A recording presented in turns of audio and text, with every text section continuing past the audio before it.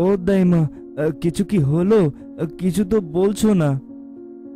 আর একটু সবুর কর মাধব, রাধার অবস্থা খুব একটা ভালো না। কি যে হবে কিছুই বুঝতে পারছি না। এমন কথা বলো না দাইমা, তুমি কিছু একটা করো। আমি আমার মতো করে চেষ্টা করছি। তুই বাইরেই থাক বাবা, কিছু হলেই আমি তোকে ডাক দিচ্ছি।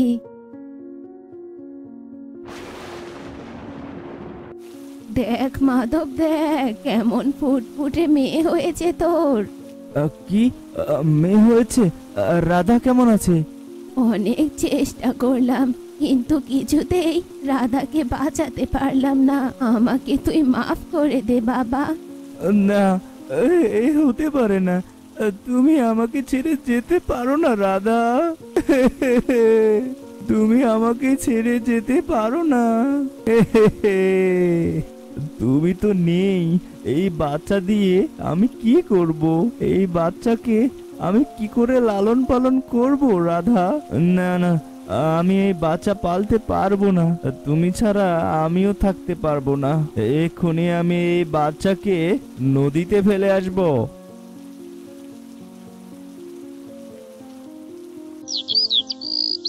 এখন আর কেঁদে কি হবে দাদা?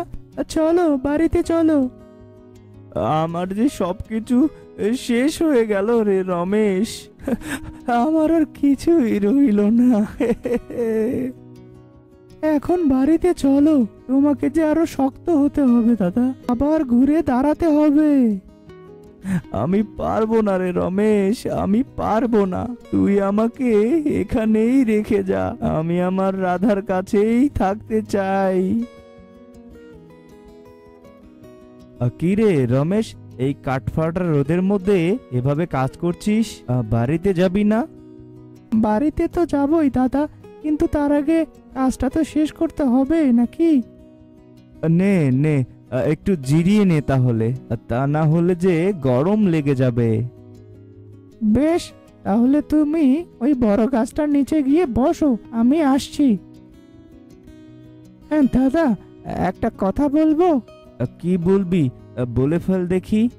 হ্যাঁ দাদা, মাঠের সব ফসল কেমন পোড়া মনে হচ্ছে। আমার কাছে তো বিষয়টা ভালো লাগছে না জানো। আরে দুদিন আগে বৃষ্টি হয়েছে, তার উপর এই চড়া রোদ, তাই একটু আগাগুলো পড়তে শুরু করেছে। আস্তে আস্তে ঠিক হয়ে যাবে। তাই যেন হয় দাদা, আমার কিন্তু খুব ভয় হচ্ছে। মাঠে তো শুধু তোর একার ফসল না, আমাদের সবারই তো ফসল আছে। তাহলে এত চিন্তা করিস নে। কি করব দাদা, এই চাষবাস করেই যে সংসারটা চালাই, আর তো কোনো উপায় নেই। আমার মতো হলে তো আর কোনো সমস্যাই নেই, চাল চুলোহীন একজন মানুষ। আমি বলি কি দাদা, তুমি আর একটা বিয়ে করো, এভাবে আর কতদিন থাকবে? না রে রমেশ, আর বিয়ে করব না। আমার জীবনে আমি রাধাকে ছাড়া আর কাউকে ভাবতে পারি না। আচ্ছা দাদা, তা না হয় হলো, কিন্তু আমার একটা কথা মাথায় আসছে না। কি কথা বল দেখি। বৌদি তো গর্ভবতী ছিল, তাহলে বাচ্চাটা গেল কোথায়? তুই আবার ওসব কথা তুললি? আমি গেলাম, তুই বসেই থাক। কি গো, তুমি এত তাড়াতাড়ি মাঠ থেকে চলে আসলে যে? কাজ কি শেষ? আর বলো না গিন্নি, মাঠে যা ঠাটা পড়ার রোদ, এ রোদে বাইরে থাকা কষ্টকর গো। মাঠের কাজে তো এটুকু কষ্ট হবেই গো। ও গো, একটা কথা কি শুনেছো? কোনো কথাই তো শুনিনি, তবে সব কথাই শুনবো। তুমি আগে দুটো খাওয়ার ব্যবস্থা করো দেখিনি। ঠিক আছে, তুমি তাহলে হাত মুখ ধুয়ে এসে বসো, আমি খেতে দিচ্ছি। এবার বলো তো দেখি গিন্নি, তখন কি বলতে চাইছিলে? শুনলাম নদীর ওপারে গায়ে নাকি সব চাষিদের ফসল পড়ে যাচ্ছে, সারা গ্রাম হাহাকার করছে। কি বলো গিন্নি, আমি তো জানি না। তুমি জানবে কি করে? তুমি কি কোনো খোঁজ খবর রাখো নাকি? হায় হায়, তাহলে তো আজই ওপারে একবার যেতে হয়। মাধবটা কেমন আছে কে জানে। এই তো আমি বলে দিলাম বলে তোমার মাধব দাদার কথা মনে পড়লো। না না, বাড়িতে থাকা ঠিক হবে না। আমাকে এখনই একবার যেতে হবে।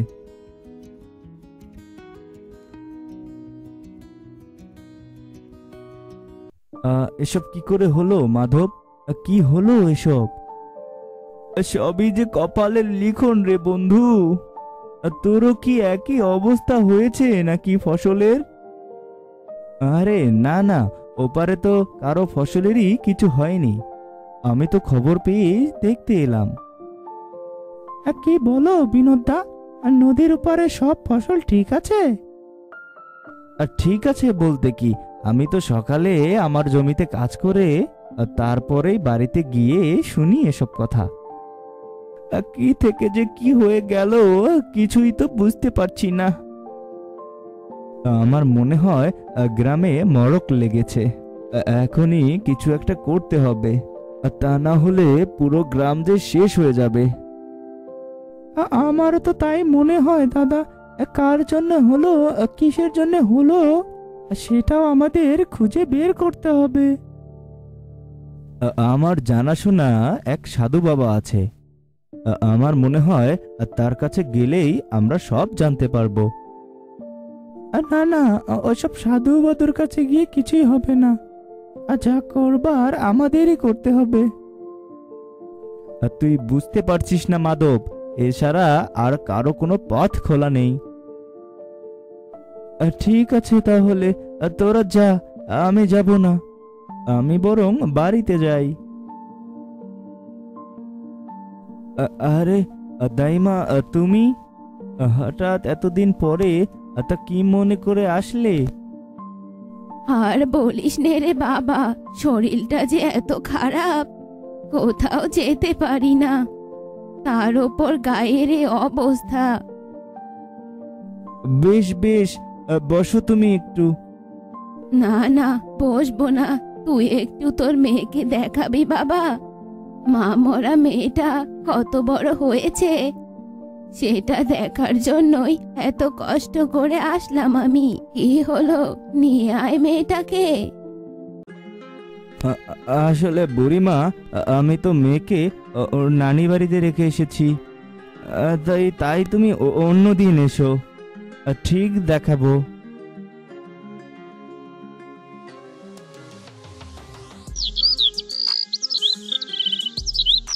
তুমি যা বলছো তার সবকিছু সত্যি তো বুড়িমা? আমি মিথ্যা কেন বলতে যাব রে? গায়ের মানুষের এ দুর্দিনে কি আমি কারোর সাথে মজা করতে পারি নাকি বল? আর ঠিক আছে, তাহলে আজই আমরা সবাই মিলে মাধবের বাড়িতে যাব। আমার মনে হয় মাধব মেয়েটাকে মেরে ফেলেছে, যার জন্য আজ গায়ের এ অবস্থা। আর তোমার কথা যদি সত্যি হয় বুড়িমা, তাহলে গায়ের সবাই তোমাকে অনেক উপহার দেবে, আর মাধবকে দেবে ওর পাপের শাস্তি। এখন তাহলে আমি যাই। আমি কিন্তু আমার কথা চিন্তা করে এখানে আসিনি, এই গায়ের মানুষের কথা ভেবেই এসেছি। আর ঠিক আছে বুড়িমা, আর তুমি কোনো চিন্তা করো না, আমি সবটাই দেখছি। ওরে বাপরে, দুষ্ট পাপী, একমাত্র ওই অধমের জন্যই আজ তোদের এই দুর্দশা। কে কে সেই পাপী বাবা? কে এমন কাজ করলো যার জন্য সারা গায়ের লোক না খেয়ে মরতে হচ্ছে? মাধব, মাধব ওর নিষ্পাপ বাচ্চা মেয়েটাকে নদীতে ফেলে মেরেছে, তাই তো এই গায়ের উপর অভিশাপ পড়ছে। বাবা, এই বিপদ থেকে উদ্ধার হওয়ার কি কোনো রাস্তা নেই? আছে আছে, রাস্তা আছে। ওই পাপিষ্ঠকে আগুনে পুড়িয়ে ভস্ম করে দিতে হবে, তবেই এই গ্রাম আগের মতো হয়ে যাবে। কিন্তু কিন্তু তা কি করে সম্ভব? একটা মানুষকে জীবন্ত কি করে পুড়িয়ে মারবো আমরা? পাপ মোচনের জন্য এছাড়া আর কোনো পথ নেই রে বাবা। যা, এক্ষুনি যা, পাপিষ্ঠকে চিরতরে দুনিয়া থেকে বিদায় দিয়ে দে। কেন করলি তুই এমন মাধব, কেন? এছাড়া যে আমার মাথায় তখন আর কোনো কিছুই কাজ করেনি রে বন্ধু। আমি কি করতাম বল? তোর যে এত বড় বিপদ তুই আমাকে বলতে পারতিস, আমি তোর পাশে দাঁড়াতাম।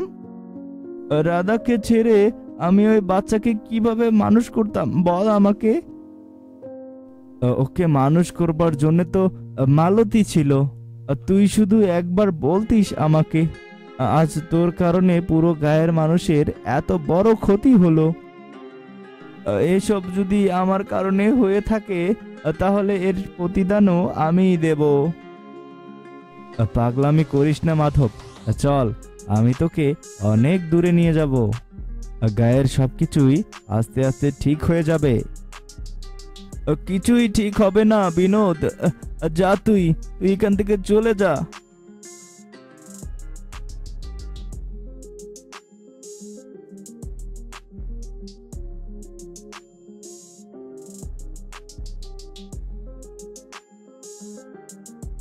আপনাদের আর কিছুই করতে হবে না, যার ভুল সে নিজেই বুঝতে পেরেছে। তাই তো পাগলটা নিজেই নিজের জীবন শেষ করে দিল।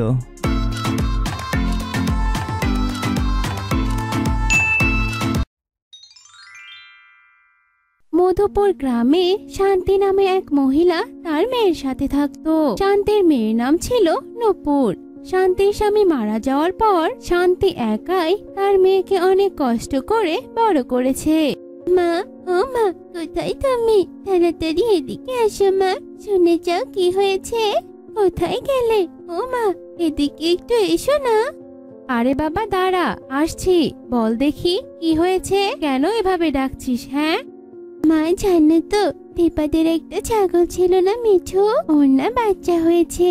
জানো মা, একসাথে 2টা বাচ্চা হয়েছে, আর বাচ্চা দুটো কি সুন্দর হয়েছে। আমি তো ওগুলো দেখতে গিয়েছিলাম। তোর তো এগুলোই কাজ, আর কি? এগুলো বলার জন্যই কি তুই আমার এভাবে ডাকছিলি? আমি ভেবেছি যে কি না কি হয়েছে। হ্যাঁ মা, ওটা বলার জন্যই তো তোমাকে ডাকছিলাম। আমার যে কি মজা লাগছে মা। আর তুমি কাজে যাবে না? হ্যাঁ যাবো তো, তার জন্যই তো তৈরি হচ্ছিলাম। তা তুই কি সারাদিন এদিক সেদিক ঘুরে বেড়াবি? খাবি না নাকি? খেতে হবে না বুঝি? হ্যাঁ মা, খাবো তো। তুমি কাজে যাও, আমি নিজে নিয়ে খাবো। তোমার তো দেরি হয়ে যাচ্ছে। হ্যাঁ তা তো দেরি হচ্ছে। আচ্ছা ঠিক আছে মা, দেখ ঘরে তোর জন্য খাবার বানিয়ে রেখেছি, তুই হাত মুখ ধুয়ে খেয়ে নিস। আমি তবে আমার কাজে যাচ্ছি। এরপর শান্তি কাজে চলে যায়।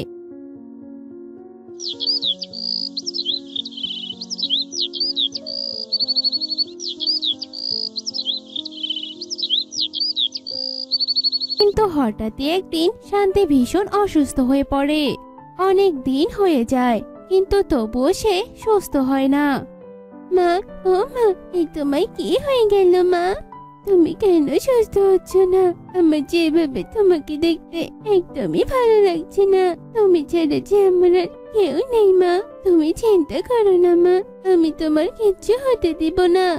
যে করেই হোক আমি তোমাকে সুস্থ করে তুলবই। তুই এত চিন্তা করিস না মা, দেখিস আমি ঠিক হয়ে যাব। আমি আজই ভৈরবী মায়ের কাছে যাব, আর তাকে তোমাকে সুস্থ করার কথা বলবো। ভৈরবী মা তো তন্ত্রসিদ্ধ, উনি সব করতে পারেন, আর তোমাকেও সুস্থ করে দিবেন। আমি জানি। তুমি এখন একটু বিশ্রাম নাও তো মা, আমি এক্ষুনি আসছি। এ কথা বলে নূপুর বাড়ি থেকে বেরিয়ে যায় আর হাঁটতে থাকে।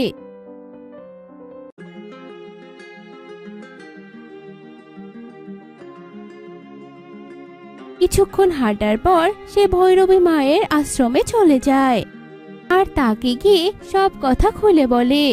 সব শুনে ভৈরবী মা চোখ বন্ধ করেন আর চোখ খুলে বলেন, তুই আমায় ক্ষমা করে দে নূপুর।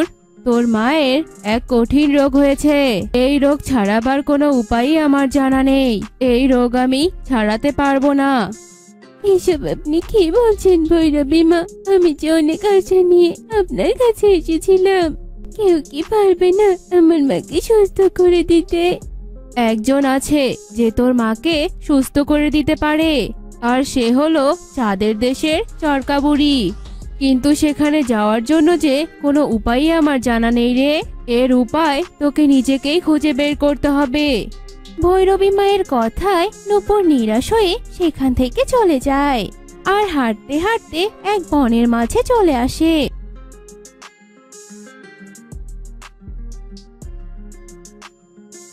আর সেখানে বসে কাঁদতে থাকে। হে উপরওয়ালা, এবার কি হবে? আমি কি আমার মাকে আর সুস্থ করতে পারবো না? চাঁদের দেশে আমি কি করে যাব? ওখানে না গেলে যে আমার মা সুস্থ হতে পারবে না। তুমি আমাকে পথ দেখাও উপরওয়ালা। এ কথা বলে নূপুর কাঁদতে থাকে। আর তখনই সেখানে একটা পরী আসে। কি হয়েছে তোমার? তুমি এভাবে কাঁদছো কেন? বলো আমায়। এরপর নূপুর পরীকে সব ঘটনা খুলে বলে। সব শুনে পরী বলে, তুমি আর কেঁদো না। চাঁদে যাওয়ার জন্য আমি তোমাকে সাহায্য করব। আমি তোমায় একটা গরু দিচ্ছি, যেটার লেজ টেনে ধরলে তোমাকে নিয়ে চাঁদের দেশে যাবে। এরপর পরী জাদু করে নূপুরকে একটা গরু দেয়। তুমি সত্যি বলছো? তোমাকে অনেক ধন্যবাদ। এরপর পরী সেখান থেকে চলে যায়। আর নূপুর গরুটার লেজ টেনে ধরতে সাথে সাথে গরুটা উঠতে থাকে। আর কিছুক্ষণের মধ্যে চাঁদের মধ্যে প্রবেশ করে। এই তো চাঁদের দেশে এসে গেছি, কিন্তু ওই চরকাকাটা বুড়িকে কোথায় পাবো? ওনাকে তো কোথাও দেখতে পাচ্ছি না। একটু সামনে গিয়ে দেখি, ওদিকে হয়তো কোথাও আছে। এরপর নূপুর সামনে এগোতে থাকে আর সামনে সে চাঁদের বুড়িকে দেখতে পায়। বুড়ি দিদা, ও বুড়ি দিদা। কিন্তু বুড়ি তো তাকে দেখে ভীষণ রেগে যায়। হেই, কে রে তুই? তোর এত বড় সাহস! তুই আমার কাছে এসেছিস, আবার আমার কাছে সমস্যা করছিস? যা বলছি এখান থেকে এক্ষুনি চলে যা। বুড়ি দিদা, দয়া করে আমাকে এভাবে তাড়িয়ে দিও না। আমি অনেক কষ্ট করে এখানে এসেছি। আমার যে তোমার সাহায্যের খুবই প্রয়োজন। একটিবার তুমি আমার কথাটা শোনো। তোর কোনো কথাই আমি শুনতে চাই না। তুই এক্ষুনি এখান থেকে চলে যা। বুড়ি দিদা, আমার মা যে খুব অসুস্থ। তুমি না গেলে যে আমার মাকে বাঁচানো যাবে না বুড়ি দিদা। আর আমার মা ছাড়া যে আমার আর কেউ নেই বুড়ি দিদা। আমার মা মারা গেলে যে আমি ভীষণ একা হয়ে যাব। তুমি আমাকে সাহায্য করো বুড়ি দিদা। আমার মাকে বাঁচিয়ে দাও বুড়ি দিদা। নূপুরের কান্না দেখে চম্পা বুড়ির মনে অনেক মায়া হয়। থাম থাম, আর কাঁদিস না বাছা, আমি তোকে সাহায্য করব। কি হয়েছে সব খুলে বল তো দেখি আমাকে। এরপর নূপুর তাকে সব কথা খুলে বলে।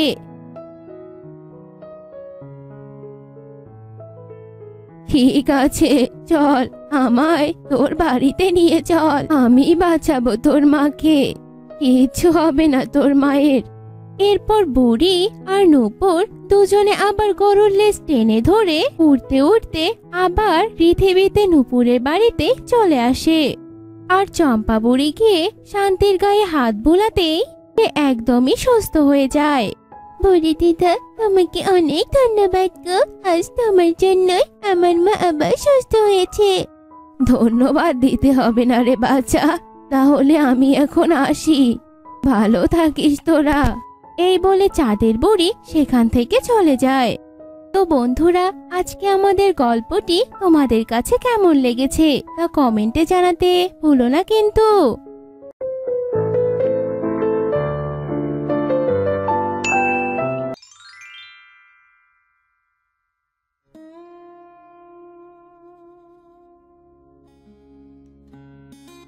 ছাগলটাকে আজ বের করলাম না, কত বেলা হয়ে গেল। যাই গিয়ে দেখি ওর কি অবস্থা। কি হয়েছে তোর? তুই এভাবে ছটফট কেন করছিস? তোর অনেক খিদে পেয়েছে তাই এমন করছিস, তাই না? না না বুড়িমা, দেখো না আমার পায়ের কাছে একটা সাপ এসেছে। অনেকক্ষণ থেকে এখানে দাঁড়িয়ে আছে। ওই সাপটাকে দেখে আমার অনেক ভয় লাগছে। তুমি তো আমাকে এখানে দড়ি দিয়ে বেঁধে রেখে গেছো, তাই তো আমি এখান থেকে সরতেও পারছি না। কোথায় সাপ? এটা তো একটা ছোট্ট সাপের বাচ্চা। তুই একে ভয় পাস না। এই বাচ্চা সাপটা মনে হয় আঘাত পেয়েছে, কতটা ক্ষত লেগে আছে ওর গায়ে। এ কথা বলে সাপটিকে বুড়ি নিজের কোলে তুলে নিল। কি করছো বুড়িমা? তুমি এই বাচ্চা সাপটিকে নিজের কোলে কেন তুলে নিচ্ছ? ওই সাপটি যদি তোমাকে কামড়ে দেয় তাহলে তো তুমি এক্ষুনি মারা যাবে। তাড়াতাড়ি ওকে কোল থেকে নামাও বুড়িমা। না রে, কিছুই হবে না, তুই ভয় পাস না। ও আমাদের কিছুই করবে না, কারণ ও জানে আমি ওর ক্ষতি করব না, বরং ওকে সাহায্য করব।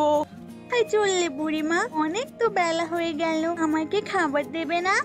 এই সাপটিকে দেখে আমি তোর খাবারের কথা ভুলে গিয়েছি। সাপটার গায়ে যেভাবে ক্ষত লেগে আছে, আচ্ছা আমি তোর গলা থেকে দড়িটা খুলে দিচ্ছি। তুই জঙ্গলে গিয়ে ঘাস পাতা খেয়ে আয়, ফিরে আসলে আমি তোকে খাবার দেব। বুড়ি ছাগলটির গলার দড়ি খুলে দিয়ে সাপটিকে নিয়ে সেখান থেকে চলে যায়। বুড়িমা আমাকে কত ভালোবাসতো, এখন এই বিষধর সাপটিকে পেয়ে বুড়িমা আমাকে ভুলেই যাচ্ছে। আমাকে এখন নিজের খাবার নিজেকেই খুঁজে নিতে হবে। কি অবস্থায় না হয়েছে সাপটার! আমি সাপটির ক্ষত স্থানে একটু হলুদের গুঁড়া লাগিয়ে দেই, তাহলে ওর ব্যথাটা অনেকটাই কমে যাবে। তারপর বুড়ি সাপটির অনেক যত্ন করতে লাগলো। ছাগল সারাদিন এদিক ওদিক ঘাস খেয়ে গেলে বাড়ি ফিরে এলো। বুড়িমা, ও বুড়িমা, তুমি তো আজ বিকেলে আমাকে গাছে পাতা পেড়ে দিলে না। ওই উঁচু গাছ থেকে তো আমি পাতাও পাড়তে পারি না। তুমি তো রোজ বিকেলে আমাকে পাতা পেড়ে দাও, তাহলে আজকে কেন দিলে না? এই সাপটার অনেক অসুখ রে, সারা গায়ে অনেক ক্ষত লেগে আছে। কোনো চিল বা বেজি ওর ওপর আক্রমণ করেছিল। ওকে একটু সুস্থ করে আমি তোকে খেতে দিচ্ছি। বুড়ির কথা শুনে ছাগলটি মন খারাপ করে গোয়াল ঘরে চলে গেল। এইদিকে বুড়ি সাপটিকে নিয়ে এতই ব্যস্ত ছিল যে ছাগলকে খাবার দেওয়ার কথাটাও ভুলে গেল। রে, তোর এখন কেমন লাগছে? কাল থেকে তো তুই কোনো কথাই বলিসনি আমার সাথে। বুড়িমা, তুমি কি আমার কথা বুঝতে পারবে? কেন পারবো না? সব পশু পাখির কথাই আমি বুঝতে পারি। তোরাই তো আমার সব, ওদের নিয়েই তো আমি পড়ে আছি। সত্যি তুমি অনেক ভালো গো বুড়িমা। বুড়িমা এখনো ওই সাপটিকে নিয়ে পড়ে আছে। সাপটিকে তো দেখছি বুড়িমা সাপটিকে কোলে করে নিয়ে আছে। তুই নিজে নিজেই চলে এসেছিস? কালকে তো আমি তোকে বেঁধে রাখতেই ভুলে গিয়েছিলাম। এখন তো তুমি আমার দিকে একটুও তাকাও না বুড়িমা। তুমি ওই সাপটিকে এখনো যেতে দাওনি। ওই সাপটিকে তুমি নিজের কাছে রেখো না, সাপটি যে কোনো সময় তোমার ক্ষতি করতে পারে। ওকে কোথায় যেতে দেব? দেখছিস না কত ছোট একটা বাচ্চা সাপ। তুই নিজের কথা ভুলে গেলি? তোকেও তো এত ছোট নিয়ে এসেছিলাম জঙ্গল থেকে।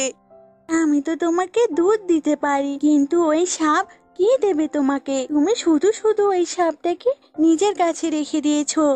ওর আমাকে কিছু দেওয়া লাগবে না, ও আমার কাছে এমনিতেই থাক। আজ থেকে ও আমার পোষা সাপ। সাপকে আবার কেউ পোষে নাকি? যেদিন ও তোমার কোনো ক্ষতি করবে সেদিন ঠিক তোমার ভুল তুমি বুঝতে পারবে। আজকে আমি আর তোমাকে কিচ্ছু বলবো না। ছাগল সেখান থেকে রেগে মেগে চলে গেল। সাপটি ঘর থেকে বাইরে যেতেই ছাগলের সাথে তার দেখা হলো। এই দুষ্টু সাপ, তুই কেন যাচ্ছিস না বুড়িমার কাছ থেকে? তুই যেদিন থেকে এসেছিস সেদিন থেকে বুড়িমা আমার যত্ন কমিয়ে দিয়েছে। আমি আর তুমি দুজনেই বুড়িমার কাছে একরকম। তুমি বুড়িমাকে ভুল বুঝছো, কিন্তু বৃদ্ধ মানুষ, আর তাই তো আমাদের দুজনের একসঙ্গে খেয়াল রাখতে পারে না। তুই আসার আগে তো এমন হয়নি। বুড়িমার যে কি হয়েছে কে জানে তুই আবার বাইরে বেরিয়ে এলি কেন? বুড়িমা তো সারাক্ষণ কোলের কাছেই তোকে রেখে দেয়। বুড়িমার কোলের উপর বসে থাকলেই তো তোর খাবার জুটে যায়। এখন তো বুড়িমা আমার দুধ নিজে না খেয়ে তোকে খাইয়ে দেয়। তুমি আমার সঙ্গে এভাবে ঝগড়া কেন করছো? আমি তো তোমার সঙ্গে বন্ধুত্ব করতে এসেছিলাম। তোর মতো বিষাক্ত সাপের সাথে আমি কোনো বন্ধুত্ব করতে চাই না। আর একবার যদি তুই আমার কাছে এসেছিস বন্ধুত্ব করতে, তাহলে কিন্তু খুব খারাপ হয়ে যাবে, এই আমি বলে দিলাম। এতদিন হয়ে গেল, তাও এই বিষাক্ত সাপটা এই বাড়ি থেকে নড়ছেই না। আর নড়বেই বা কেন? বুড়িমা যে যত্ন করে ওকে, এবার আমাকেই কিছু একটা করতে হবে। ছাগল একটা দুষ্টু পরিকল্পনা করে বুড়ির ঘরে গেল। গিয়ে ছাগল সাপটিকে নিজের পায়ে চেপে ধরলো। কি করছো তুমি? আমার অনেক ব্যথা লাগছে। আমাকে তুমি ছেড়ে দাও, ছেড়ে দাও আমাকে, ব্যথা লাগছে আমার। ছেড়ে দেবো তোকে? অনেক জ্বালিয়েছিস আমাকে এই কয়টা দিন। আজকে তো আমার পায়ের আঘাতে তোকে আমি মেরেই ফেলবো। বুড়িমা, তুমি কোথায়? আমাকে তুমি বাঁচাও বুড়িমা, বাঁচাও আমাকে। সাপের চিৎকার শুনে বুড়িমা সেখানে চলে এলো। এ কি করছিস তুই? ওকে ছেড়ে দে, ও তো তোর শক্ত খুরের আঘাতে মরে যাবে। ছাগল বুড়িমার কথা শুনে সাপটিকে ছেড়ে দিল।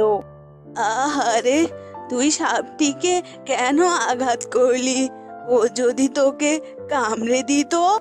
না না বুড়িমা, আমি কি করে আমার বোনকে কামড়ে দিতে পারি বলো? ও ছোট থেকে হিংসুটে ছিল, কিন্তু আমি ওকে অনেক ভালোবাসতাম, আর আজও আমি ওকে ভালোবাসি।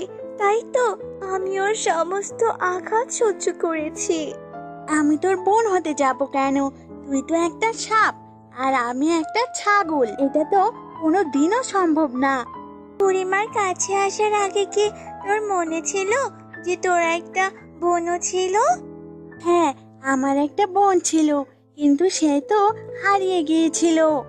আসলে আমি তো সে হারিয়ে যাওয়া বোন। সেই দিন আমার পায়ের নিচে এক নাগিন পড়ে, তারপর সে আমাকে কামড়ে দিতে চায়। তখনই আমি তার কাছে অনেক মিনতি করি। পরে সে আমাকে রেগে মেগে অভিশাপ দেয়, আর তার অভিশাপের জন্যই আমি এমন নাগিন হয়ে যাই।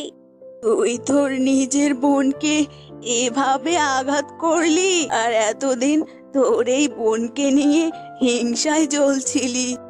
আমার অনেক ভুল হয়ে গেছে বোন, আমাকে ক্ষমা করে দে। আমি আর কখনো কারোর সাথে এভাবে হিংসে করব না। ছাগল এমনটা বলে কান্না শুরু করে দিল। তখনই সেই সাপ তার অভিশাপ থেকে মুক্ত হলো। সেই সাপ থেকে একটা সুন্দর ছাগলে পরিণত হলো। আমি আজকে আমার অভিশাপ থেকে মুক্ত হয়ে গেলাম। আমার পোষা সাপ ছাগলে পরিণত হলো। আমার আজ থেকে দুটো ছাগল।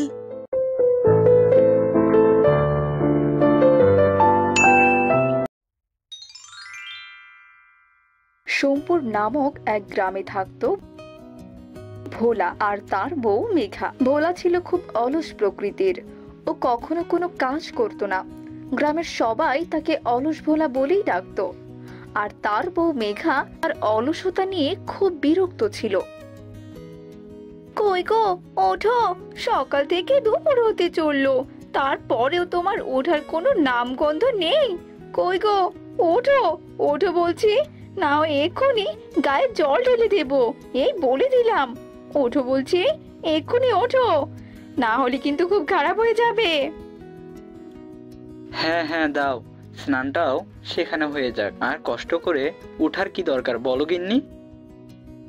বেশি কথা বলে না, সকাল থেকে আমি কাজ করে মরছি।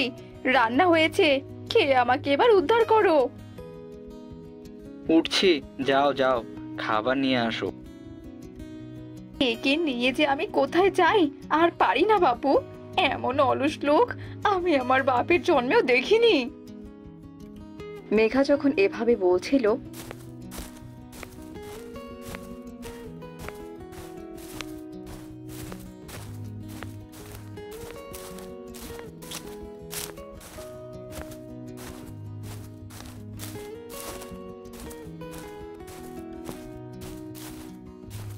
তখন এক সাধু বাবা তাদের দরজায় এসে দাঁড়ায় আর বলতে থাকে, বাড়িতে কেউ আছো?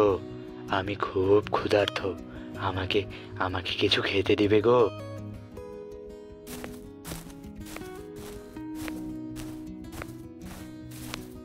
সাধুর ডাক শুনে মেঘা আর ভোলা দুজনেই বাইরে বেরিয়ে আসে। আরে সাধু বাবা, আপনি আমাদের বাড়িতে আসুন, আসুন, ভেতরে আসুন। কি সৌভাগ্য আপনি এসেছেন। গিন্নি, ও গিন্নি, সাধু বাবার খাওয়ার ব্যবস্থা করো তাড়াতাড়ি। হ্যাঁ বাবা, আপনি বসুন, আমি এক্ষুনি দিচ্ছি। এরপর মেঘা তাড়াতাড়ি করে সাধু বাবার খাওয়ার আয়োজন করে। সাধু বাবা পেট ভরে খাবার খায়। মা, তোমাদের অসংখ্য ধন্যবাদ। তোমরা আমার অনেক যত্ন করেছো। আমি তোমাদের একটা বর দিতে চাই। বলো কি চাই? সত্যি বলছেন সাধু বাবা? যা চাইবো তাই দিবেন? হ্যাঁ, তবে ঠিক একটিই বর নিতে পারবে। আপনি আমাকে এমন কোনো বর দিন যার সাহায্যে আমার কোনো কাজই করতে না হয়, আমি যেন সারাদিন আরাম করতে পারি। তবে এটাই তোমার ইচ্ছে। ঠিক আছে, তবে তাই হবে। আমি কাজের জন্য একটা রাক্ষস রেখে যাচ্ছি। সে তোমরা যা বলবে তাই করবে, তবে তাকে সব সময় কাজের উপর রাখতে হবে। যদি তোমরা কখনো সেই রাক্ষসকে কাজ দিতে না পারো, তবে সেই রাক্ষস তোমাদেরকে মেরে ফেলবে। এই কথা বলে সাধু বাবা সেখান থেকে চলে যায়। আর মেঘা চিন্তায় পড়ে যায়। সে কি গো, সাধু বাবা এইসব কি বলে গেল? যদি ওকে আমরা কাজ না দিতে পারি তবে যে ও আমাদেরকে মেরে ফেলবে। ধুর গিন্নি, তুমি ভয় পেও না তো, এসব নিয়ে চিন্তা করার কিছুই নেই। দেখবে আমি রাক্ষসকে কিভাবে কাজের উপর রাখি। তখনই সেখানে হুট করে একটা রাক্ষস চলে আসে। আমি চলে এসেছি, এবার আমাকে তোমরা কাজ দাও। যাও রাক্ষস, আমাদের জন্য তুমি চাল ডাল নিয়ে আসো। বলার কিছুক্ষণের মধ্যেই রাক্ষস সবকিছু নিয়ে আসে। তা দেখে মেঘার ভোলা দুজনেই অবাক হয়ে যায়। একে এত তাড়াতাড়ি ও কাজ শেষ করে দিল? আমরা এত কাজ পাবো কোথা থেকে গো? আমাকে কাজ দাও, আরো কাজ দাও। আমার জমি হাল চাষ করে দাও। রাক্ষস এক মুহূর্তের মধ্যে তার জমিও চাষ করে ফেলে। কাজ দাও আমায়, না হয় তোমাদেরকে এক্ষুনি মেরে ফেলবো। তাড়াতাড়ি কাজ দাও। যাও রাক্ষস, আমাদের জন্য একটা বিশাল রাজপ্রাসাদ বানিয়ে নিয়ে এসো।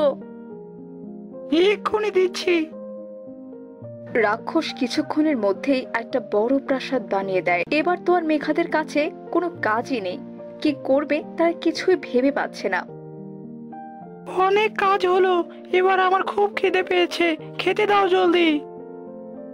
এরপর মেঘা তাড়াতাড়ি করে রাক্ষসকে খেতে দেয়। রাক্ষস মুহূর্তে সব খেয়ে নেয়। মেঘা আরো খাবার এনে দেয়, সেগুলো রাক্ষস খেয়ে নেয়। খাওয়া হতেই এবার আমাকে কাজ দাও। এবার এবার কাজ কই পাই গিন্নি? আমি ব্যবস্থা করছি। রাক্ষস, যাও একটা কুকুরের লেজ সোজা করে নিয়ে এসো।